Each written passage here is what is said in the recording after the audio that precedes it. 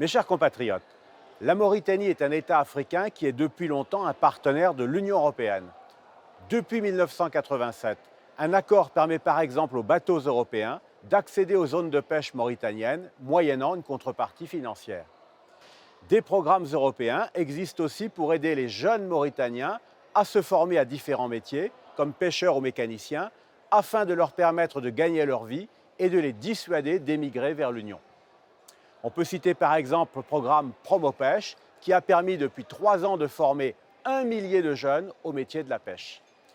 Mais ce qui fait la singularité de la Mauritanie, c'est qu'il s'agit d'un pays qui a réussi à vaincre le terrorisme islamiste.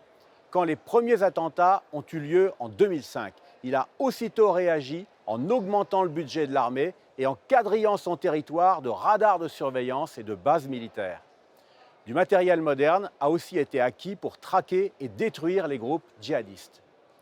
L'Union européenne a participé à cet effort, parfois de manière maladroite, voire ridicule, comme en 2019 quand elle a offert 250 chameaux à la Mauritanie pour constituer des unités méharistes, alors que ce pays n'en manque pas.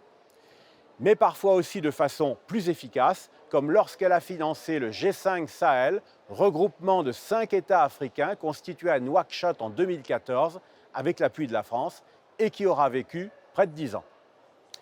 Même s'il s'agit d'un pays dont la population reste encore très pauvre, malgré la découverte de gisements miniers et d'hydrocarbures, la Mauritanie est donc exemplaire à plusieurs titres. C'est pourquoi j'y ai effectué, du 17 au 20 décembre, une mission parlementaire dont j'aurai l'occasion de vous rendre compte à la rentrée.